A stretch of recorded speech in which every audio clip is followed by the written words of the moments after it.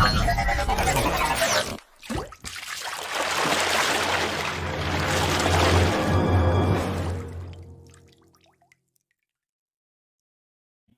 Bante. Ya. Oke, Bante, kita persilakan Bante ya. Ya, mungkin waktu dan tempat kita langsung aja ya. Ini karena baik ketemu lagi sama Bante secara daring ya. Mungkin Bapak Ibu juga udah nggak sabar ingin mendengarkan dhamma dari Bante Santasito. Bante silakan, waktu dan tempat kami persilakan. Ya baik, ya mari kita bersikap Panjali untuk memberikan penghormatan kepada Sang Tathagata.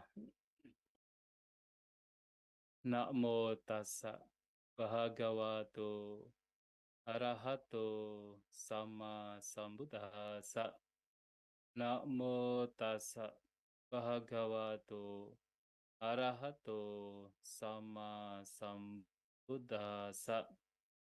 Namo tassa bhagavato arahato sama sambuddhassa. Janato ahang bikawe pasato asawanang kayang badami no ajanato no apasato kinca bikawe janato kinca pasato asawanang kayang wadami yoni soca manasikarang ayoni soca manasikarang. Wahai para biku, saya katakan hancurnya kotoran batin hanya bagi dia yang mengetahui dan dia yang melihat, bukan dia yang tidak mengetahui dan tidak melihat. Apa yang dimaksud dengan yang saya katakan bahwa hancurnya kotoran batin adalah bagi dia yang melihat dan mengetahui, adalah yang melihat perhatian bijak dan yang melihat perhatian tidak bijak. Ya, yang saya hormati, barangkali hadir di sini para Rama-Ramani, dan juga yang saya hormati para moderator, Bapak Ibu, Saudara-saudari sekalian, terutama umat Buddha dari Batam, dan juga yang hadir dimanapun berada. Selamat malam semuanya, terpujilah Sang Buddha, Namo Buddhaya. Ya, pada kesempatan malam hari ini sesuai dengan apa yang telah tadi disampaikan oleh moderator kita, bahwa pembahasan yang akan kita bahas pada malam hari ini berkenaan dengan perhatian bijak sebagai jalan menuju pembebasan atau jalan menuju nibbana. Ini penting sekali karena tentu kita sebagai umat Buddha mempraktikkan ajaran Buddha tujuannya satu, adalah agar suatu saat kita bisa terbebaskan. Suatu saat kita bisa terbebas dari duka, dari penderitaan. Dan itulah kenapa topik ini penting. Karena perhatian bijak atau dalam bahasa Pali sesungguhnya disebut sebagai yoniso manasikara merupakan salah satu syarat yang harus dikembangkan oleh setiap praktisi, oleh siapapun yang mempraktikkan ajaran Buddha demi lenyapnya kotoran batin, demi hancurnya penderitaan. Nah, ini seperti yang telah disampaikan oleh Sang Buddha, tadi saya kutip dari salah satu khotbah beliau, yaitu Sabha Sawasutta, bahwasanya hancurnya kotoran batin adalah bagi ia yang melihat dan bagi ia yang mengetahui. Yang dimaksud dengan melihat dan mengetahui di sini adalah yang tahu apa itu yoniso manasikara atau perhatian bijak, dan tahu apa itu ayoniso manasikara, apa itu perhatian yang tidak bijak. Nah, dengan mengetahui dua hal ini, yang kemudian seseorang hanya mengembangkan, yaitu perhatian yang bijak, dan melenyapkan, meninggalkan perhatian yang tidak bijak, maka ini adalah jalan yang nanti mengantar kepada pembebasan, mengantar kepada hancurnya kilesa, hancurnya kotoran batin. Nah, ini juga telah disampaikan oleh Sang Buddha ketika ditanya oleh siswa beliau Ya biasanya umat Buddha kita, ya sekarang kita mulai belajar ajaran Buddha, terutama umat Buddha Indonesia sudah mulai memiliki banyak pemahaman dan bahkan banyak di antara kita yang sudah memiliki pemahaman yang sangat baik berkenaan dengan ajaran Buddha, maka mempraktikkan Dhamma, apalagi berumah tangga, biasanya berpikir untuk setidaknya bisa mencapai Sotapanna. Nah, di sini ada satu pertanyaan dari siswa Sang Buddha, apa yang menjadi syarat agar seseorang bisa mencapai kesucian Sotapanna?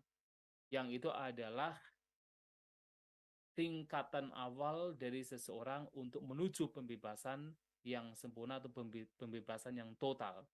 Nah, Sang Buddha menyampaikan bahwa syarat untuk membawa seseorang untuk bisa mencapai Sotapanna dan tentunya membawa seseorang untuk bisa terbebaskan secara total ada 4.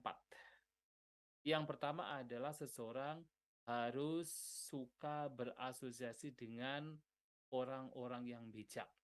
Orang-orang yang memahami, mengetahui Dhamma ajaran Sang Buddha. Disebut sebagai Sappurisa Sangsewo. Jadi harus suka berasosiasi dengan orang-orang yang paham Dhamma, orang-orang yang baik, orang-orang yang bijak. Ini adalah yang pertama. Yang kedua adalah seseorang harus suka mendengarkan ajaran Dhamma. Jadi Saddhamma Sawanang. Nah, jadi tidak hanya seseorang itu berasosiasi dengan orang yang bijak, tetapi yang kedua adalah seseorang harus suka mendengarkan Dhamma. Terutama adalah Dhamma, ajaran Sang Buddha yang membawa kepada pembebasan. Nah, ini yang kedua. Yang ketiga adalah seseorang harus memiliki, nah ini, yoniso manasikara, memiliki perhatian yang bijak. Jadi berasosiasi dengan orang yang baik, mendengarkan Dhamma, dan memiliki perhatian yang bijak. Ini yang nanti akan kita bahas. Nah, yang keempat adalah seseorang harus hidup sesuai dengan Dhamma, sesuai dengan ajaran Buddha itu sendiri. Nah, 4 ini harus dimunculkan, dikembangkan, diimplementasikan yang nantinya membawa kepada tujuan mengapa kita mempraktikkan ajaran Buddha. Yang sesungguhnya 4 hal ini tidak bisa dipisahkan. Jadi 4 hal atau 4 faktor tadi tidak bisa dipisahkan. Mengapa? Karena seseorang bisa hidup sesuai dengan Dhamma, bisa betul-betul hari-harinya, setiap momennya itu berisikan dengan Dhamma kalau dia memiliki perhatian yang bijak, yoniso manasikara. Nah, yoniso manasikara atau seseorang bisa memiliki perhatian yang bijak kalau ia suka mendengarkan Dhamma. Sementara seseorang punya kesempatan untuk mendengarkan Dhamma itu kalau dia berasosiasi dengan orang yang baik, orang yang bijak, orang yang tahu Dhamma. Maka 4 ini tidak bisa dipisahkan. Nah, kalau seseorang suka berasosiasi dengan orang yang baik, maka dia akan mendengarkan Dhamma. Kalau dia sering mendengarkan Dhamma, maka perhatiannya menjadi bijak. Kalau dia hidup berperhatian dengan bijak, maka dia sesungguhnya tengah mempraktikkan Dhamma. Maka 4 ini tidak bisa dipisahkan. Maka yang pertama adalah kita harus punya teman yang baik. Dan ini disampaikan oleh Sang Buddha dalam khotbah-khotbah beliau. Bahwasanya teman yang baik, yang sering juga disebut sebagai kalyanamita, ya jadi Sappurisa itu sama dengan kalyanamita, itu adalah sangat penting di dalam kita mempraktikkan Dhamma. Bahkan ketika suatu kali Bhante Ananda menyampaikan kepada Sang Buddha bahwa separuh dari kehidupan yang luhur, separuh kehidupan sebagai seorang biku itu disebabkan karena teman yang baik, kalyanamita. Sang Buddha menyampaikan tidak demikian. Bahkan tidak hanya separuh, seluruh kehidupan yang luhur, seluruh kehidupan yang baik itu disebabkan karena teman yang baik. Mengapa? Karena seseorang bisa mendengarkan dhamma, termotivasi untuk mempraktikkan dhamma, terutama adalah termotivasi untuk mempraktikkan jalan mulia berunsur 8, kalau dia memiliki teman yang baik. Kalau tidak ada teman yang baik, maka tidak ada kesempatan untuk mendengarkan dhamma. Dan kalau tidak punya kesempatan mendengarkan dhamma, bagaimana dia bisa kemudian mempraktikkan dhamma? Maka teman yang baik ini sangat penting untuk kita miliki. Dan kita sebagai umat Buddha sesungguhnya beruntung karena kita berasosiasi berteman dengan orang-orang yang memang memahami dhamma, memahami ajaran Sang Buddha. Dan kita beruntung, maka gunakan kesempatan yang sudah ada ini, memiliki teman yang baik untuk sering mendengarkan dhamma, mendengarkan ajaran dhamma yang memang nantinya membawa kepada pembebasan. Nah, kalau seseorang mendengarkan dhamma, maka dia akan memiliki perhatian yang bijak. Nah, sekarang Bapak Ibu Saudara-saudari sekalian, sesungguhnya apa yang dimaksud dengan perhatian yang bijak?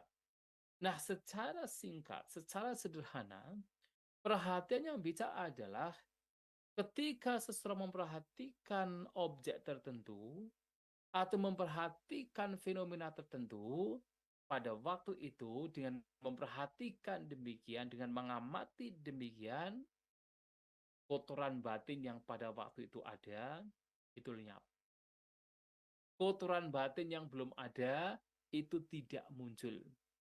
Sementara bentuk-bentuk pikiran yang baik, yang bermanfaat, seperti cinta kasih, kasih sayang, ketenangan, keseimbangan batin, kebijaksanaan, sakti perhatian, yang tadinya sudah ada, itu berkembang.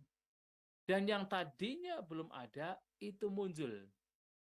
Nah, kalau seseorang dengan mengarahkan batinnya demikian, dengan perhatian yang diarahkan ke objek tertentu, ke situasi, kondisi tertentu, atau fenomena tertentu, 4 hal ini terjadi, kotoran batin yang sudah ada itu lenyap, yang belum ada tidak muncul, yang baik-baik yang sudah ada itu berkembang, yang belum ada itu muncul, maka disitulah seseorang, orang demikian, memiliki perhatian yang bijak. Nah, akan tetapi sebaliknya, kalau seseorang ketika memperhatikan sesuatu, memperhatikan objek tertentu, atau memikirkan pikiran tertentu, atau masalah tertentu, atau katakan tema tertentu dalam pikiran kita, sementara kotoran batin yang tadinya belum ada itu muncul, yang sudah ada itu berkembang. Nah, bentuk-bentuk pikiran yang baik yang tadinya sudah ada itu lenyap, yang belum ada itu tidak muncul, maka disitulah seseorang artinya memiliki perhatian yang tidak bijak. Maka sebagai contohnya adalah saat kita bermeditasi. Kita harus melihat ke dalam batin kita. Ketika kita bermeditasi, kita memperhatikan objek yang kita perhatikan. Saat kita memperhatikan objek, ternyata, atau memperhatikan apapun, tidak hanya objek, tapi memperhatikan apapun, ternyata rintangan batin yang tadinya itu tidak ada itu muncul. Misalnya, pada saat kita memperhatikan diri kita, batin dan jasmani kita dalam proses bermeditasi, malahan kesenangan indrawi yang tadinya itu tidak muncul, itu muncul. Atau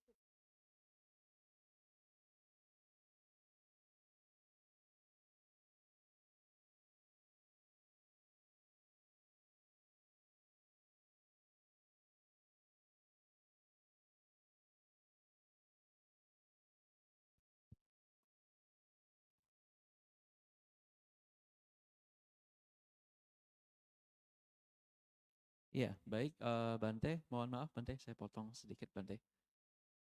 Sepertinya ada termute ya Bante, atau ada masalah koneksi ya? saya di sini tidak tahu apakah di Oke, YouTube itu barusan tidak terdengar atau gimana? barusan suaranya udah masuk. Ya, baik, sudah Oh normal gitu. Bante. Mohon maaf Bante. Iya, iya. Ya, baik-baik. Nah, saya ulangi lagi, Nah, ketika pada saat kita memperhatikan objek, mungkin yang di sana agak ini ya, di tempat lain menggaung ya sepertinya. Jadi di tempat saya suaranya ada 2. Ya, baik ya, terima kasih. Nah, saya ulangi lagi bahwasanya pada saat kita memperhatikan objek meditasi, dan ternyata bentuk pikiran yang buruk yang tadinya muncul itu lenyap, yang tidak ada, yang tadinya memang tidak ada, kotoran batin yang tidak ada, itu memang tidak muncul, sementara yang baik-baik yang tadinya itu ada, itu berkembang, yang belum ada itu muncul, maka orang demikian memiliki yoniso manasikara, perhatian yang bijak.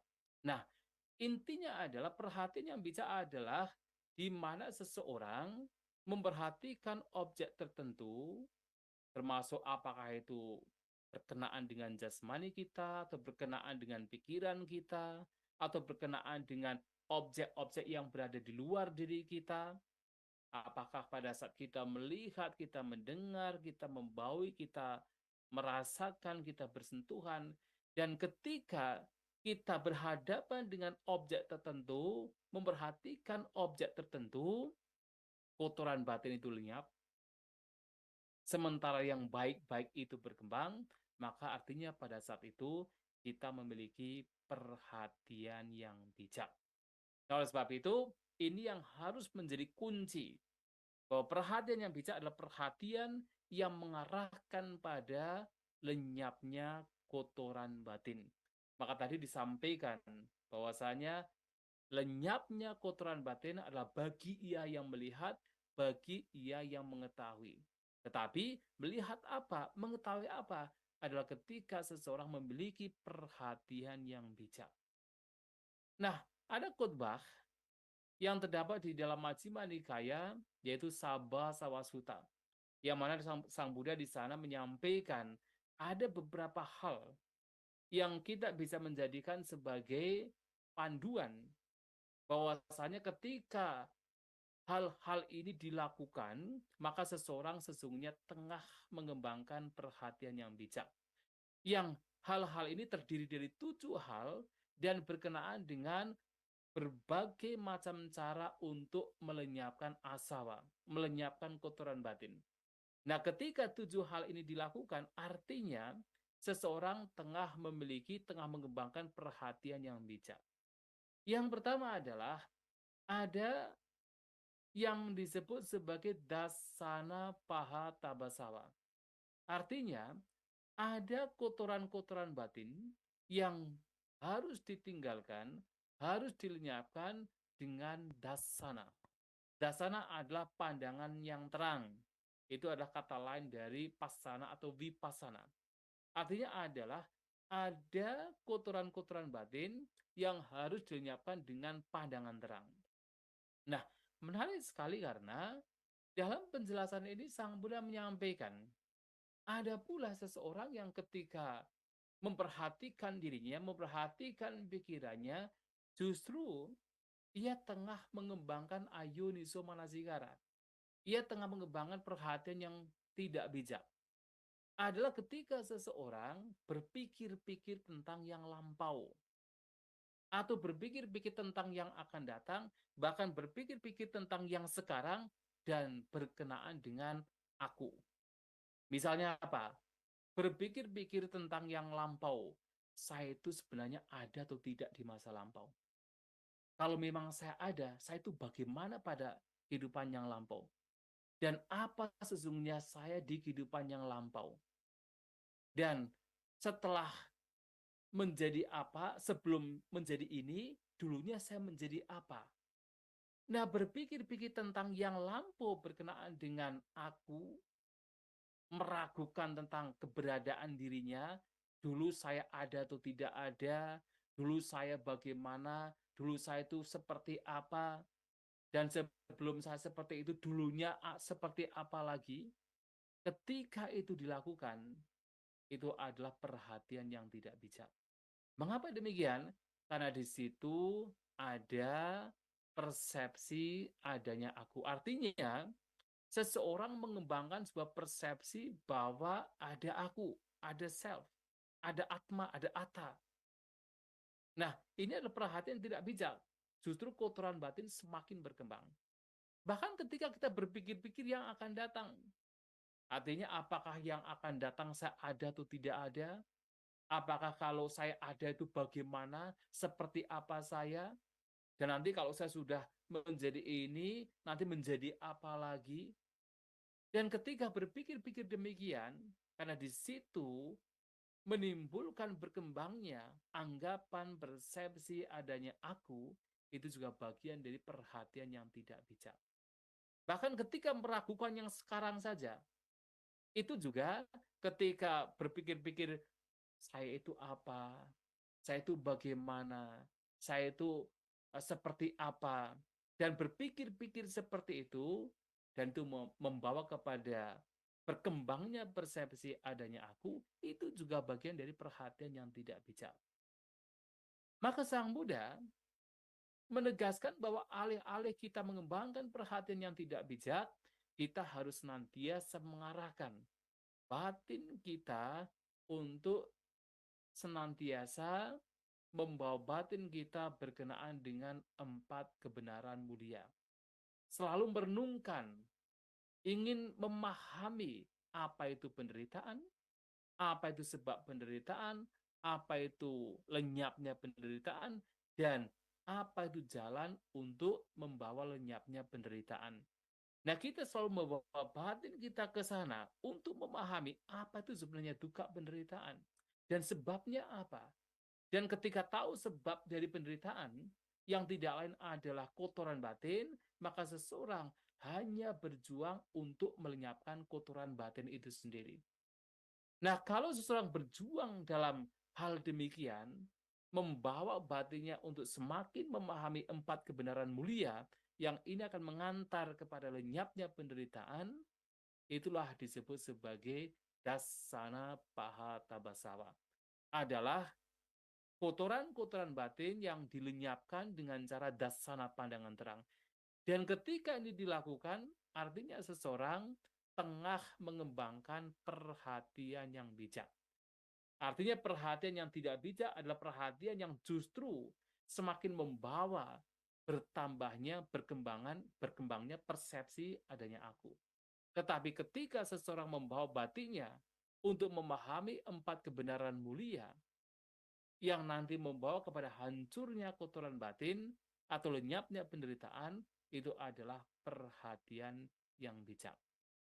Nah, ini yang pertama. Ketika kita melakukan demikian, kita tengah mengembangkan perhatian yang bijak.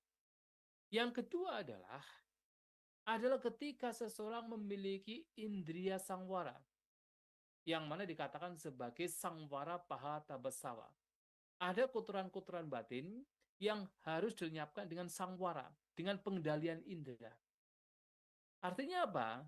Seseorang menggunakan indera-inderanya, apakah itu indera mata, telinga, hidung, lidah, jasmani, dan juga pikiran, dengan hati-hati, dengan penuh pengendalian, agar kotoran batin yang sering kali muncul ketika kita melihat, mendengar, membaui, merasakan, bersentuhan, dan termasuk berpikir, itu tidak akan muncul. Dan ketika itu muncul, itu akan lenyap. Nah, ketika kita melakukan demikian, itu artinya kita memiliki pengendalian indera, dan di situ pula perhatian yang bijak tengah dikembangkan. Contohnya seperti apa? Sebagai contoh adalah ketika kita misalnya melihat objek dengan mata kita. Saat kita melihat objek, barangkali objeknya adalah sesuatu yang tidak kita senangi. Sesuatu yang pernah membuat kita menderita. Nah, biasanya ketika melihat objek demikian, muncul ketidaksukaan, muncul kemarahan, muncul kebencian. Nah, kalau kemudian seseorang ketika muncul kemarahan, kebencian, ketidaksukaan, dia mencoba untuk meredam. Dia tahu bahwa kemarahan tengah muncul. Dan dia tahu bahwa kemarahan yang muncul ini merugikan, membawa kepada penderitaan. Sehingga dia berusaha untuk bagaimana meredam, menenangkan, dan bahkan melenyapkan kemarahan yang muncul. perhatian yang diarahkan demikian untuk mengenali kemarahan tersebut, untuk kemudian melenyapkan kemarahan tersebut, itu adalah perhatian yang bijak. Dan ketika itu dilakukan, itu artinya seseorang memiliki sangwara. Dan kotoran batin pada waktu itu dihancurkan, ditinggalkan dengan cara sangwara, pengendalian indera. Nah, ini tidak hanya berkenaan dengan ketika melihat. Ketika mendengar juga sama. Mungkin kita mendengarkan suara yang merdu, suara yang enak. Tanpa disadari, muncul keserakahan. Nah, kalau seseorang kemudian ketika mendengarkan suara demikian, kemudian batin juga mengenali, wah ini keserakahan sudah muncul. Dan ia berusaha untuk bagaimana melenyapkan keserakahan tersebut, apa dengan merenungkan perenungan-perenungan yang lain, seperti misalnya merenungkan tentang asuba, merenungkan tentang bahaya keserakahan. Dan ketika itu dilakukan, kotoran batin semakin berkurang, bahkan lenyap pada waktu itu, artinya seseorang memiliki perhatian yang bijak. Nah, ini juga patut untuk kita lakukan. Apakah pada saat kita melihat, mendengar, membaui, merasakan, bersentuhan, ataupun kita berpikir, kita menjaga batin kita, nah disitulah perhatian bijak itu juga tengah dikembangkan. Nah, ini yang kedua. Nah, yang ketiga adalah seseorang bisa mengembangkan perhatian bijak bahkan ketika tengah menggunakan kebutuhan-kebutuhan yang memang sedang digunakan, terutama berkenaan dengan kebutuhan pokok. Nah, ini disebut oleh Sang Buddha sebagai pati sewana paha tabasawa. Jadi ada kotoran-kotoran batin yang harus ditinggalkan, harus dilenyapkan pada saat seseorang menggunakan. Satu contohnya adalah ketika menggunakan makanan, ketika seseorang akan makan atau tengah makan. Nah, kenapa ini penting? Karena kita tahu bahwa pada saat misalnya kita tengah makan, disitulah banyak kotoran batin yang bisa muncul. Kalau kita tidak punya perhatian yang bijak, kalau kita tidak punya perhatian atau yoniso manasikara, kotoran batin bisa muncul pada saat kita menggunakan makanan. Itulah kenapa kemudian dalam praktik ini, Sang Buddha menganjurkan ketika seseorang makan atau tengah makan, nah di sana dimunculkan perenungan. Renungannya adalah bahwa seseorang makan bersantap bukan untuk kesenangan, bukan untuk pemabukan, bukan untuk mempercantik, memperindah diri, tetapi sekedar untuk melangsungkan hidup, untuk melenyapkan ketidaknyamanan, untuk menunjang kehidupan yang luhur, untuk sekedar melenyapkan sakit yang lampau karena lapar, tapi tidak menimbulkan sakit yang baru karena kekenyangan. Nah, kalau kemudian ada perenungan demikian, maka kotoran batin yang harusnya muncul pada saat makan enak, keserakahan muncul, atau harusnya muncul pada saat makan tidak enak, itu kebencian muncul, pada waktu itu dengan perenungan demikian, kotoran batin tidak muncul.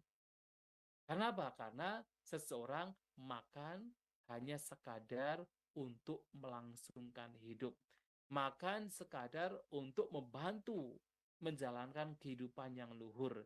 Nah, kalau perenungan demikian itu dimunculkan dan kotoran batin tidak muncul pada waktu itu, maka seseorang artinya tengah memunculkan perhatian yang bijak. Dia tidak kemudian mengembangkan perhatian yang tidak bijak. Nah, kalau tetapi kemudian seseorang makan dengan keserakahan, makan dengan kebencian karena memang tidak disukai, dan dia membiarkan keserakahan tersebut berkembang, membiarkan kebencian yang muncul itu berkembang, maka seseorang tengah tidak memiliki perhatian yang bijak. Malahan pada waktu itu adalah ia tengah mengembangkan perhatian yang tidak bijak. Ayuniso manazikara. Nah, itulah kenapa perhatian yang bijak pun harus dimunculkan pada saat kita makan. Bahkan pada saat kita mengenakan pakaian kita, para biku jubah kita. Sekedar untuk apa? Sekedar ya untuk menutupi bagian tubuh yang bisa menimbulkan rasa malu. Untuk melindungi kita dari panas, dari hujan, dari binatang melata, dari dingin, dari panas dan sebagainya. Dan ini ketika direnungkan demikian, sehingga kotoran batin tidak muncul hanya gara-gara pakaian, itu juga bagian dari perhatian yang bijak. Nah, demikian pula pada saat kita menggunakan tempat tinggal. Tempat tinggal juga intinya juga sama. Adalah untuk apa? Melindungi kita dari apa? Dari hujan, dari terik matahari, dari panas, dari binatang melata, dari suhu, dari iklim yang mungkin dingin dan sebagainya. Dan juga untuk apa? Digunakan supaya kita bisa bermeditasi dengan baik, dengan lebih nyaman. Nah, ketika direnungkan demikian, sehingga seseorang tidak kemudian menjadi komplain, hanya gara-gara rumahnya itu tidak semewah punya orang lain, atau kemudian dia tidak menjadi serakah, atau menjadi angkuh sombong, karena rumahnya itu lebih baik dari yang lainnya. Nah, itu tidak akan muncul. Karena apa? Karena ia memiliki perhatian yang bijak. Nah, ini juga penting untuk dilakukan. Artinya, dengan demikian, selain seseorang punya perhatian yang bijak, ia pun juga tengah melenyapkan kotoran batin dengan cara menggunakan secara bijak. Padi sewana paha tabasawa. Nah, ini adalah yang ketiga. Yang keempat adalah, nah ini seseorang ketika pada saat misalnya sedang katakan melakukan sesuatu dan ia bertemu dengan mungkin binatang buas yang ketika kalau dia ini katakan menghadapinya itu bisa menimbulkan kotoran batin. Nah, dia harus menghindari hal-hal demikian.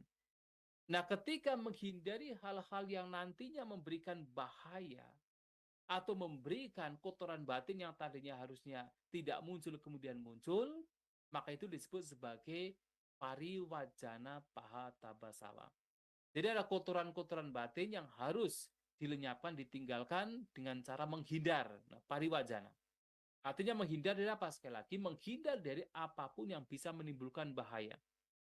Tidak hanya binatang buas. Misalnya, pada saat kita misalnya katakan bertemu dengan seseorang yang yaitu tidak baik, seseorang yang bisa mengajak kita untuk melakukan tindakan yang tidak benar, apakah tindakan membunuh, mencuri, mabuk-mabukan, dan sebagainya, maka ketika kita berusaha menghindar, itu juga bagian dari pariwajana paha basawa. Jadi ada kotoran-kotoran batin yang harus dilenyapkan dengan cara kita menghindar. Karena kita tahu, kalau kita berasosiasi dengan orang tersebut, kita bisa tertarik. Alih-alih kita bisa menarik mereka untuk melakukan yang terbaik, melakukan hal yang bermanfaat, malah kita ketarik oleh mereka untuk ikut melakukan kejahatan. Nah, itu juga penting. Nah, kalau seseorang melakukan demikian, selain dia tengah melenyapkan kotoran batin, dia pun juga tengah mengembangkan perhatian yang bijak. Nah, ini juga penting untuk kita lakukan. Termasuk tadi saya sampaikan, misalnya kita tengah melakukan sesuatu, mungkin dalam sebuah perjalanan, kita bertemu dengan binatang buas, ya kalau kita tahu bahwasanya kita tidak bisa menghadapinya, artinya kalau nanti misalnya kita bertemu dan kita tidak menghindar, kita kemudian diserang dan memunculkan pikiran yang buruk, memunculkan kebencian, kemarahan, ketidaksukaan, lebih baik kita menghindar. Nah, dengan cara kita menghindar karena tahu manfaat bagi dirinya untuk menghindar, itulah juga disebut sebagai perhatian yang bijak. Ini juga penting untuk kita lakukan. Nah, yang kelima adalah seseorang juga bisa mempraktikkan mengembangkan perhatian yang bijak dengan cara bersabar. Yang mana di sini Sang Buddha menyampaikan adiwasana paha tabasawa. Jadi ada kotoran-kotoran batin yang harus dilenyapkan dengan cara bersabar atau dengan cara bertahan. Nah, bertahan dari apa? Bertahan dari apapun situasi kondisi yang memang kalau kita tidak bertahan, di situ banyak kotoran batin yang muncul. Sebagai contoh adalah kita berhadapan dengan panas misalnya. Kita sudah terbiasa dari tempat dingin, suatu kali kita pergi ke tempat yang panas, kita tidak punya pilihan, kita tidak bisa menghindar, dan kita harus berada di tempat yang panas tersebut, memang menderita. Dan kalau kita berusaha untuk bersabar, untuk bertahan, tidak memunculkan pikiran yang buruk, pikiran katakan kebencian, artinya di situ kita juga tengah mengembangkan perhatian yang bijak. Akan tetapi kalau seseorang itu tidak punya perhatian yang bijak, maka begitu muncul sesuatu yang tidak menyenangkan, muncullah kebencian, ketidaksukaan, kemarahan, komplain dengan orang lain, dengan situasi dan kondisi yang memang ia tidak menyukainya. Nah, di sini juga penting, tidak hanya berkenaan dengan yaitu panas, termasuk adalah dingin, nyamuk, kemudian binatang melata, mungkin kita digigit oleh binatang dan sebagainya. Dan ketika itu katakan muncul, kita tidak bisa menghindari, maka tidak ada cara lain kecuali adalah kita bersabar, kita bertahan. Termasuk pada saat kita misalnya sakit. Nah, kalau kita sakit, ya kita berusaha untuk menghindarinya dengan cara apa? Mencari obat. Ini juga bagian dari pariwajana pahata basava. Kita menghindar dengan mencari obat. Dengan kita menggunakan obat supaya terhindar dari rasa sakit. Akan tetapi kalau kemudian sakit sudah muncul, bahkan dengan berbagai macam obat tidak bisa disembuhkan, maka satu-satunya cara yang bisa kita lakukan adalah bersabar, bertahan, menahan diri. Menahan diri agar batin tidak terseret oleh kebencian, oleh ketidaksukaan, tetapi sabar, tenang, seimbang, walaupun dalam kondisi yang tidak menyenangkan sekalipun, itu juga bagian dari yoniso manasikara, perhatian yang bijak. Nah, dia tahu bahwa bersabar adalah membawa kepada lenyapnya kotoran batin. Dan dia pun juga tahu, kalau batin tidak bersabar, maka yang muncul adalah kebencian. Yang muncul adalah ketidaksukaan, dan ia akan rugi sendiri. Maka bersabar juga bagian dari yoniso manasikara. Nah, ini yang kelima. Yang keenam adalah vinodana pahata basava. Ada kotoran-kotoran batin yang harus dilenyapkan dengan cara membersihkan vinodana. Nah, ini juga bagian dari perhatian yang bijak.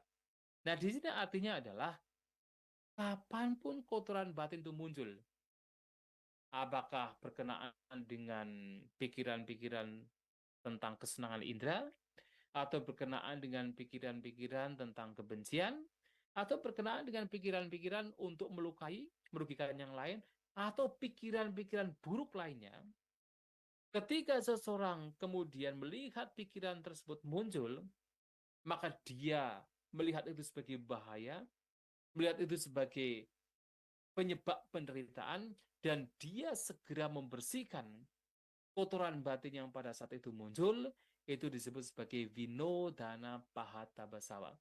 Kotoran batin yang harus dilenyapkan dengan cara membersihkan. Dan kalau itu dilakukan, perhatian diarahkan ke sana, memperhatikan kotoran batin yang muncul, mengenalinya sebagai hal yang tidak baik, yang tidak bermanfaat, dan segera membersihkan, tidak entertaining, tidak engaging, segera membersihkan kotoran batin yang muncul, itu juga adalah perhatian yang bijak atau yoniso manasikara. Dan ini juga penting sekali, dan oleh Samudra telah dianjurkan di banyak khutbahnya, untuk bagaimana tidak entertaining, engaging, welcoming, apapun kotoran batin yang muncul dalam batin kita. Nah, itu juga bagian dari yang harus kita perhatikan. Nah, sementara yang terakhir, yang ketujuh adalah ada kotoran batin yang harus dilenyapkan dengan cara pengembangan. Bawana pahata basava. Kotoran-kotoran batin yang harus ditinggalkan dengan cara bawana, pengembangan. Yang mana kalau ini dilakukan, maka ia pun seseorang orang demikian tengah mengembangkan, memunculkan perhatian yang bijak. Nah, yang dimaksud dengan bawana di sini tidak lain adalah mengembangkan 7 faktor pencerahan. Apakah mengembangkan sati perhatian, ataukah penyelidikan terhadap dhamma, dhamma wicaya, ataukah semangat, kegiuran biti, pasadi ketenangan, samadhi, konsentrasi, dan juga UPK keseimbangan batin. Nah, ketika seseorang mengembangkan 7 hal ini, yang mana 7 hal ini bisa melenyapkan kotoran batin, maka itu juga bagian dari perhatian yang bijak. Artinya kalau seseorang punya perhatian yang baik, yang bijak, maka dia tahu bahwa faktor-faktor ini bisa membawa kepada lenyapnya kotoran batin. Bahwa faktor-faktor ini adalah faktor-faktor yang baik yang membawa kepada yaitu berkembangnya pikiran yang baik itu sendiri, sementara yang buruk-buruk, yang tidak bermanfaat itu lenyap dengan 7 faktor ini. Apakah dengan sati, dhamma wicaya, wirya, piti, pasadi, samadhi, ataupun upeka. Nah, mengembangkan ini, selain kotoran batin itu lenyap, orang demikian yang mengembangkan batin seperti ini adalah juga yang tengah mengembangkan perhatian yang bijak. Nah, ini adalah 7 hal yang disampaikan oleh Sang Buddha dalam Sabba Sawasutta, yang mana ketika 7 hal ini dilakukan, itu adalah perhatian yang bijak.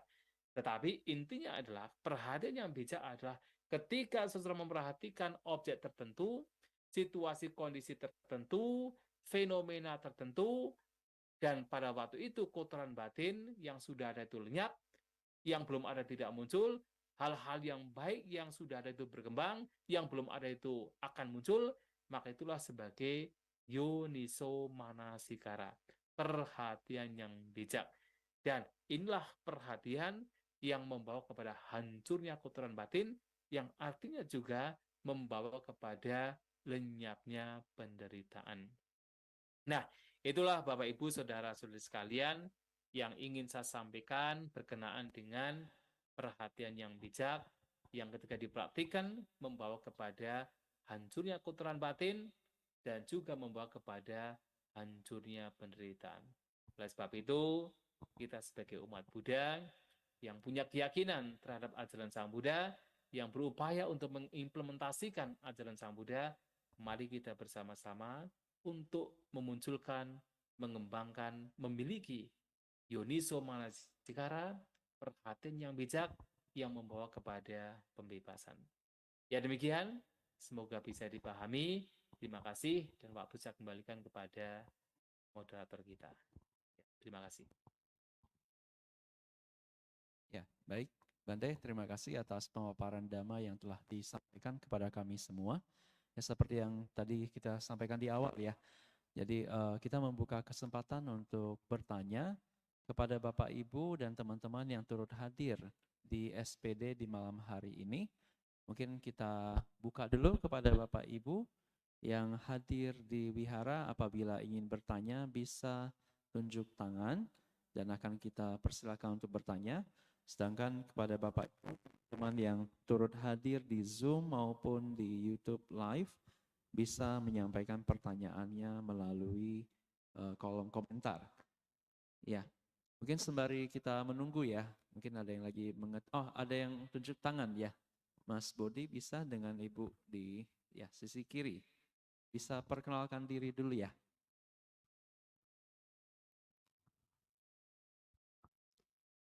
Baik, terima kasih atas waktu yang telah diberikan. Nama budaya Sotihotu Bante. Saya Fitri mau izin bertanya Bante. Baik, silakan.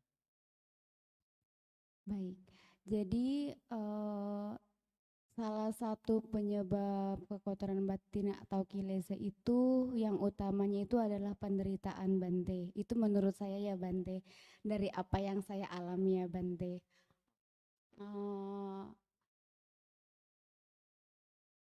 Sebenarnya lingkungan juga sangat mempengaruhi Bante. Misalnya, saya kan guru Bante. Nah, jadi di sekolah itu pasti banyak anak-anak yang bandel entah gimana. Atau bahkan mungkin di lingkungan sendiri atau di mana lah Bante. Jadi terkadang misalnya pas piket pulang Bante. Pada saat piket pulang itu kan jaga anak pulang. Lalu piket itu ada temannya sebenarnya Bante. Namun temannya itu kadang-kadang dia datang terlambat atau bahkan tidak ikut membantu karena mungkin ada tugas atau mungkin lupa Bante. Jadi di situ kan udah nentengin tas anak, teriak-teriak, entah itu ada anak lari-lari atau ada anak, pokoknya anak kecil kan pecicilan Bante. Dan di situ pasti akan capek banget untuk menghandle begitu banyak anak. Jadi dari situ muncullah rasa kayak kesel Bante. Sebenarnya nggak benci, cuman kesel. Lalu ditekan dengan ya udahlah, nggak apa-apa, nggak apa-apa. Lalu esok harinya seperti itu lagi ketika piket. Oke, nggak apa-apa, nggak apa-apa. Tapi itu kekesalan itu tetap muncul Bante. Jadi walaupun ditekan terus Bante, jika kayak kondisinya, kayak situasinya atau lingkungannya itu kayak menguji gitu susah sekali Bante, serius susah sekali. Jadi kayak ini antara gimana ya, saya yang kurang berusaha atau memang kilesanya yang terlalu banyak Bante, itu bagaimana ya Bante? Mohon pencerahannya. Iya, baik, terima kasih atas pertanyaannya. Ya, jadi seperti yang tadi saya sampaikan ada 7 hal yang bisa kita lakukan berkenaan dengan kotoran batin untuk kita lenyapkan. Ya, kita bisa menyelesaikan apa yang bisa kita gunakan dalam kasus-kasus yang seperti itu. Ya, kalau memang kasusnya adalah memang kita bisa menghindar itu ketika kotoran batin muncul dan kita bisa menghindar supaya tidak muncul, itu baik. Tetapi kan dalam kasus Anda sebagai seorang guru kan tidak bisa menghindar. Memang tugas guru kan memang adalah untuk berasosiasi dengan siswa, dengan murid. Nah, sehingga yang bisa Anda lakukannya tentu pertama adalah tadi adiwasana. Jadi bersabar, jadi bertahan. Jadi memiliki kesabaran. Agar apa? Agar kotoran batin yang muncul itu tidak berkembang, bahkan itu lenyap. Nah, memang karena kesabaran kita juga belum berkembang, ya ada kalanya dalam konteks tertentu kita masih bisa bersabar. Tapi dalam konteks yang lain, kesabaran kita masih tidak bisa dipertahankan. Nah, itulah kenapa kesabaran juga tidak hanya sekedar kita bertahan saja, tetapi adalah kesabaran yang kita munculkan itu harus juga didasari kebijaksanaan. Ada yang mengatakan begini, kesabaran itu ada batasnya. Ya memang, kesabaran itu ada batasnya kalau tidak didasari kebijaksanaan. Tetapi kalau kesabaran itu selalu disertai di sana kebijaksanaan, kesabaran itu tidak ada batasnya, akan terus berkembang. Nah, bagaimana supaya kebijaksanaan tersebut muncul? Oh, banyak sekali yang disampaikan oleh Sang Buddha. Jadi artinya adalah kita bisa memunculkan berbagai macam perenungan agar kesabaran di sana itu muncul. Yang salah satunya misalnya, bahwasanya kalau kita tuh menghadapi sesuatu yang tidak kita senangi, yang kita merasa tidak nyaman, cobalah kita renungkan bahwa itu adalah sebagai guru. Nah, jadi artinya apa? Kita bisa memahami, mengetahui sejauh mana kesabaran kita itu sudah ada atau sudah berkembang atau belum, itu kalau kita berhadapan dengan masalah. Kita berhadapan dengan hal yang tidak kita senangi. Nah, barulah kemudian kita akan tahu, oh ternyata saya belum bisa bersabar. Oh ternyata saya sudah mulai bisa bersabar. Nah, artinya apa? Ketika kita melihat ada sesuatu yang tidak menyenangkan atau tidak sesuai dengan keinginan kita lihat ke dalam batin kita. Jadi alih-alih kita melihat keluar, kita melihat ke dalam batin kita. Apa yang terjadi dalam batin kita? Pergolakan apa? Kalau kemudian ternyata masih bergejolak, ya kemarahan, kekesalan, ketidaksukaan itu muncul, oh berarti kita masih katakan kesabaran kita belum berkembang. Apa itu buruk? Kita sudah melihat bahwa kesabaran itu belum berkembang, itu sudah baik. Yang terpenting adalah kita kemudian, oh berarti saya harus mengembangkan lagi. Oh berarti saya harus bagaimana untuk menyeimbangkan batin saya lagi. Nah, kita tenangkan. Jadi alih-alih kita melihat keluar, tapi kita melihat ke dalam batin kita tenangkan gejolak pikiran kita, gejolak emosi kita. Nah, kesabaran kita kembangkan. Nah, tetapi kalau kemudian kok ternyata walaupun di luar sana sudah katakan berbagai macam hal terjadi yang biasanya dulunya membuat marah, kok sekarang sudah tidak ada kemarahan. Artinya berbahagialah, ternyata kesabaran saya sudah mulai berkembang. Nah, patut dikembangkan lagi. Nah, itu yang bisa kita lakukan. Dan tentunya perenungan-perenungan tentang damai itu bisa berbagai macam. Ya kayak tadi misalnya dengan merenungkan bahwa ini adalah sebagai guru. Jadi bukan sebagai ya hal yang membuat kita menjadi kesal, tapi justru guru kita untuk melihat sejauh mana kesabaran kita. Nah, kita bisa yang lain juga, perenungan yang lain juga. Misalnya adalah apa? Kalau kemudian kita membalas hal yang tidak menyenangkan dengan kemarahan, bukankah itu sebenarnya kita merugikan diri sendiri? Seperti yang disampaikan, seperti seseorang yang karena marah dengan orang lain, kemudian melempar besi panas ataupun kotoran. Nah, siapa yang terbakar terlebih dahulu? Siapa yang kotor terlebih dahulu? Ya, kita sendiri, orang tersebut sendiri. Artinya yang menderita terlebih dahulu adalah yang kita yang marah. Nah, dengan kita merenungkan demikian, berarti kita rugi dong. Kalau kita kemudian memunculkan kemarahan. Nah, itu juga sebagai perenungan yang baik untuk kita renungkan. Dan bahkan Sang Buddha menyampaikan bahwa selama kita hidup di dunia itu, tidak semua yang datang pada kita itu selalu melakukan hal yang baik pada kita. Tidak semua ucapan yang datang pada kita itu semuanya adalah ucapan yang dilandasi cinta kasih, ucapan yang sesuai dengan waktunya, ucapan yang lemah lembut, atau ucapan yang bermanfaat. Tidak semua. Kadang mereka akan berucap yang dilandasi kebencian, ucapan yang tidak sesuai dengan waktu, ucapan yang kasar, ucapan yang tidak bermanfaat. Itu akan datang pada kita. Nah, kalau kemudian kita selalu meminta semua orang datang pada kita dengan katakan respon yang baik, dengan perhatian yang baik, nah itu Sang Buddha menyampaikan, diibaratkan seperti apa? Seperti seseorang yang ingin menghancurkan bumi dengan cara dia mencangkul, kemudian buang air kencing ke sana kemari, dengan mengatakan bumi hancur, bumi hancur, bumi hancur. Apakah dia bisa? Tidak bisa. Artinya bahwasanya apapun yang datang pada kita, tidak semua memang sesuai dengan keinginan kita. Dan itu wajar sekali. Nah, kalau kita punya perenungan demikian, kebijaksanaan kita akan bertambah, dan ketahanan, kesabaran kita juga akan bertambah. Kenapa? Kita memaklumi. Kita melihat itu sebagai sesuatu yang wajar. Nah, apalagi yang kita hadapi adalah anak-anak kecil. Itu wajar sekali mereka berisik, mereka cerewet, mereka bandel, dan sebagainya.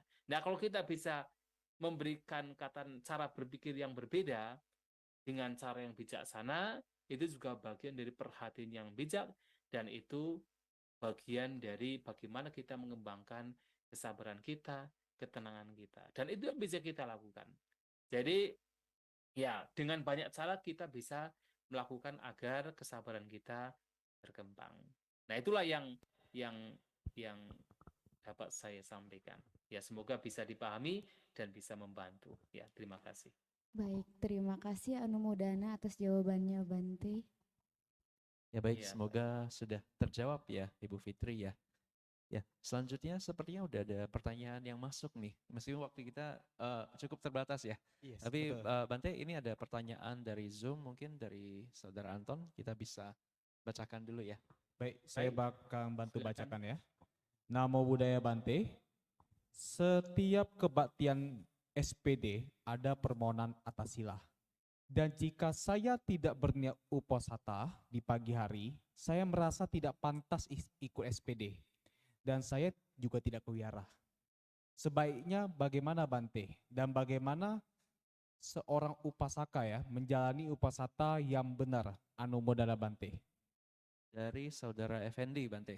Ya, jadi ini pikirannya juga bermain ya, perhatiannya juga sedang diperhatikan gitu Bante. Mungkin ya silakan Bante. Silakan, Bante. Ya baik Saudara Effendi. Praktek 8 sila itu kan pilihan. Ya, jadi itu pilihan dari masing-masing. Jadi tidak harus kemudian, kalau saya tidak praktek 8 sila, saya tidak pantas untuk datang wira. Tidak demikian. Karena apa? Itu semua adalah pilihan. Ya, Sang Buddha hanya menganjurkan seorang rumah tangga berusaha untuk mempraktekkan 5 sila. Tetapi kalau kemudian kok misalnya ada waktu-waktu tertentu punya kemampuan, juga baik untuk mempraktikkan 8 sila. Jadi praktek 8 sila itu pilihan. Kenapa? Tidak semua orang itu bisa.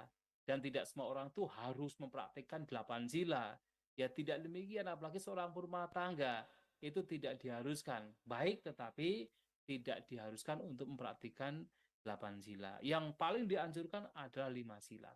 Maka ya Saudara Effendi tidak perlu kemudian merasa, oh kalau saya itu tidak praktek 8 sila, saya nggak pantas, nggak layak untuk datang wihara. Jangan demikian. Karena mempraktikkan 5 sila saja sudah sangat baik. Bahkan ketika seseorang belum sempurna praktek 5 sila, tapi masih berusaha untuk mempraktikkan 5 sila juga sudah sangat baik.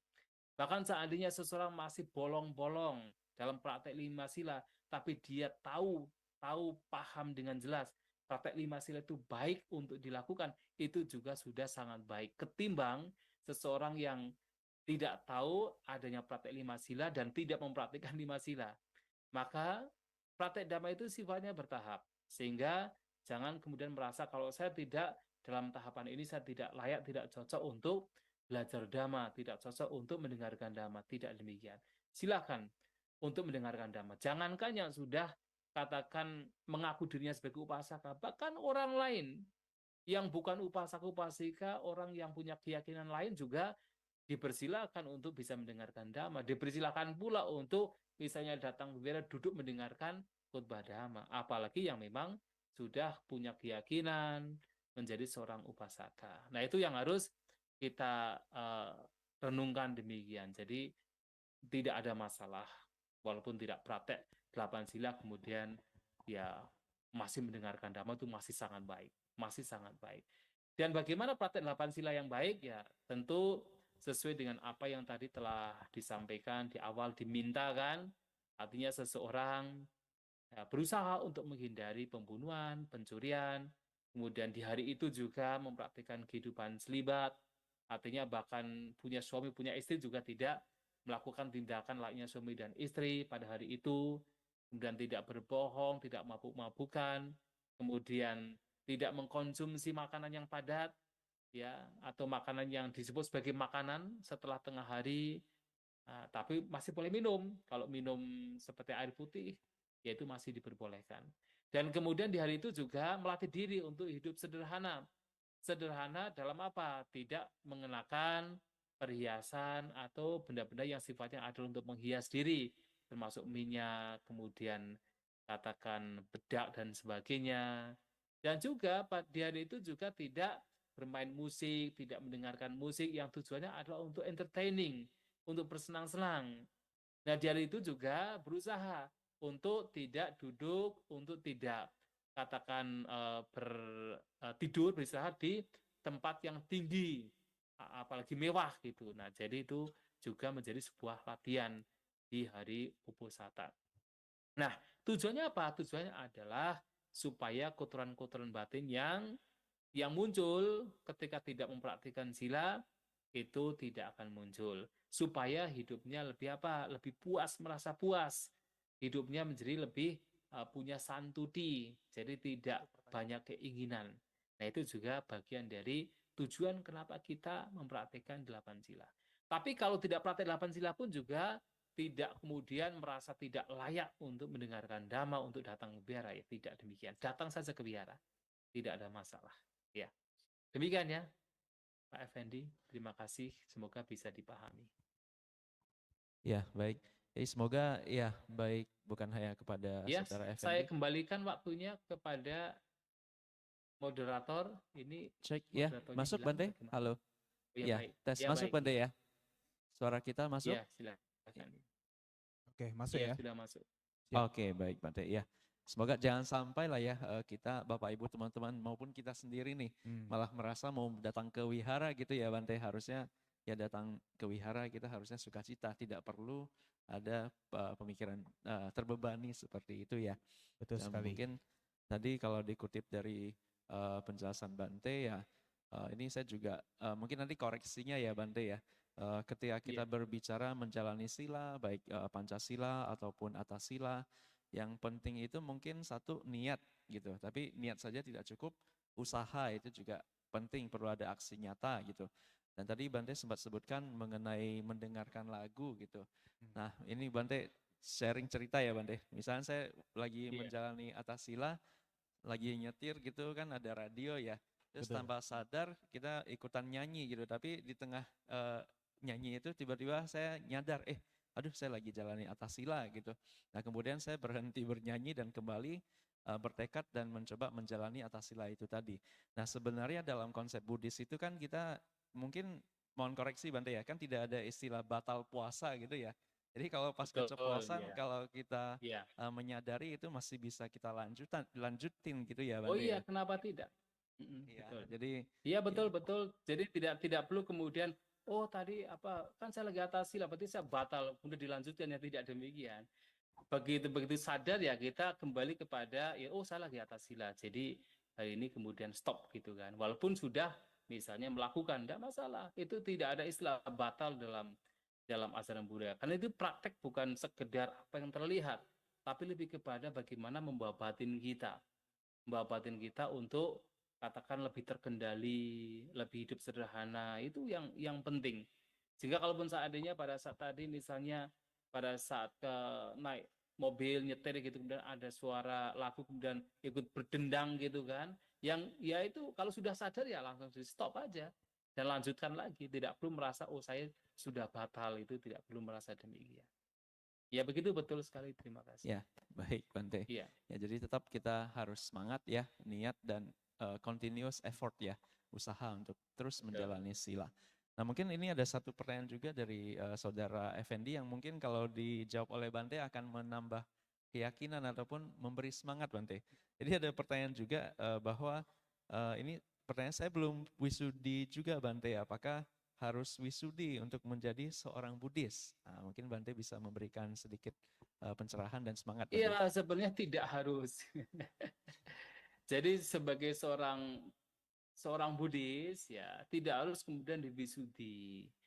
Karena wisudi kan sebenarnya kan itu zaman sekarang. Jadi zaman sekarang karena mungkin ada pengaruh dari agama lain kemudian juga dilakukan wisudi. Tetapi apakah harus wisudi untuk menjadi seorang Buddhis? Ya tidak harus. Ketika seseorang sudah menyatakan berlindung kepada Buddha, Dhamma, dan Sangha atas pemahaman yang benar, pengetahuan yang benar, mengapa kok saya berlindung kepada Buddha, tahu, mengapa saya berlindung kepada Dhamma juga tahu, alasannya apa, tujuannya apa, mengapa saya berlindung kepada Sangha juga tahu alasannya, tujuannya apa, tujuannya tidak lain adalah untuk penyerapan kotoran batin, untuk terbebas dari duka, sehingga menyatakan berlindung kepada Buddha, Dhamma, dan Sangha. Artinya orang demikian sudah menyatakan sebagai upasaka atau upasika. Jadi tidak harus diwisudi, tidak harus. Akan tetapi, apakah kemudian ketika diwisudi itu juga itu buruk? Ya tidak juga, itu baik juga. Karena apa? Ada beberapa orang yang ketika diwisudi merasa lebih mantap gitu kan. Karena ada upacara tertentu, kemudian ada katakan ya semacam formalitas sehingga dia merasa lebih mantap lagi. Ya nggak apa-apa, itu bagus. Jadi itu juga bisa menambah keyakinan, menambah kemantapan, oh Bapak saya sekarang upasaka. Tapi bukan berarti yang tidak diwisuti kemudian bukan upasaka. Ya selama dia itu betul-betul berlindung pada Buddha, Dhamma, dan Sangha, tanpa diwisudi pun juga dia adalah seorang Buddhis. Atau kalau seorang rumah tangga, upasaka dan upasika. Itu tidak ada masalah. Akan tetapi kalau seorang biku, seorang samnera memang harus ada prosedur, yaitu pentahbisan. Kalau tidak ditabis itu tidak bisa menjadi seorang samanera. Harus ditabis oleh yaitu seorang biku kalau samanera. Kalau seorang biku itu harus ditabis oleh sangga. Jadi kalau tidak ditabis, tidak ada formalitasnya, tidak ada upacaranya, memang kami tidak bisa. Tidak bisa kami kemudian ya pokoknya nggak ditabis kemudian tiba-tiba pakai jubah mengaku dirinya biku, nggak bisa juga. Atau pakai jubah mengaku dirinya samnera juga nggak bisa juga. Itu khusus yang memang masuk ke dalam organisasi yaitu sangga, memang harus ada pentabisan atau disebut pabaja upasampada. Tapi seorang rumah tangga tidak harus demikian, tidak harus diwisudi. Tetapi kalau diwisudi juga baik, karena apa? Akan menimbulkan beberapa orang akan merasa lebih mantap karena ada formalitasnya. Tetapi tidak kemudian yang tidak diwisudi kemudian bukan sebagai Buddhis, ya tidak demikian. Ya ukurannya Buddhis upasaka upasika itu bukan masalah sudah diwisudi atau belum, tapi lebih kepada dia sudah menyatakan berlindung kepada Buddha, Dhamma, dan Sangha, atau belum. Nah, kalau sudah ya dia dikatakan sebagai seorang upasaka ataupun upasika. Ya, begitu ya. Ya, baik. Ya, semoga bisa menjadi pemahaman. Ya, semoga sudah terjawab dengan jelas sih ya bagi saya ya. Ya, baik. Mungkin berhubung waktu yang sudah tidak pagi ya. Ya, jadi kita memohon maaf kepada peserta yang tadi ada sempat nanya juga online ya, karena waktu kita terbatas. Mungkin di next kesempatan kali ya. Mungkin kalau memang mau bertanya lagi, karena kebetulan sepekan Dhamma ini kan kita jantung sebulan Dhamma nih. Ya, dan sebelum kita mengakhiri sesi ini, kita mau izin kepada Bante untuk memberikan sedikit kesimpulan mengenai topik kita hari ini. Perhatian bijak dalam menuju pembebasan. Silakan Bante. Ya baik, terima kasih terutama kepada Bapak Ibu, saudara-saudari sekalian yang mana telah hadir pada Zoom dan juga pembahasan Dhamma pada kesempatan malam hari ini. Sekali lagi bahwasanya salah satu syarat atau salah satu faktor yang harus kita kembangkan dalam kita mengupayakan untuk melenyapkan kotoran batin adalah kita hendaknya memiliki yoniso manasikara, memiliki perhatian yang bijak. Perhatian yang bijak adalah perhatian yang mana ketika diarahkan kotoran-kotoran batin yang sudah ada itu akan lenyap, yang belum ada itu tidak akan muncul, sementara hal-hal yang baik yang bermanfaat yang membawa kepada pembebasan yang sudah ada itu akan berkembang dan yang belum ada itu akan muncul. Maka itulah yang harus kita lakukan di dalam kita mengembangkan batin kita, mengarahkan batin kita dengan perhatian yang bijak. Maka perhatian yang bijak ini juga bisa kita pahami, kita pelajari, dan kita nanti implementasikan dalam kehidupan sehari-hari berkenaan dengan praktik-praktik yang telah disampaikan oleh Sang Buddha di dalam Sabha Sawasutta Majjhima Nikaya, yang mana ketika seseorang berupaya melenyapkan kotoran batin, apakah dengan cara memunculkan pandangan terang, atau dengan cara memunculkan pengendalian diri, atau dengan cara menggunakan kebutuhan secara bijak, atau dengan cara seseorang menghindari hal-hal yang buruk, atau bersabar, bertahan terhadap apapun yang tidak menyenangkan, dan termasuk dengan cara seseorang berusaha untuk segera melenyapkan kotoran batin yang muncul, dan juga dengan cara mengembangkan batinnya di dalam 7 faktor pencerahan, maka ketika semua itu dilakukan, itulah yang disebut sebagai perhatian yang bijak, yang membawa kepada lenyapnya kotoran batin, hancurnya penderitaan. Itulah Bapak Ibu Saudara-saudari sekalian, semoga kita semua berkembang dalam Dhamma, maju dalam Dhamma, senantiasa memiliki perhatian yang bijak, dan semoga kita semua berbahagia. Terima kasih. Sadu, sadu, sadu.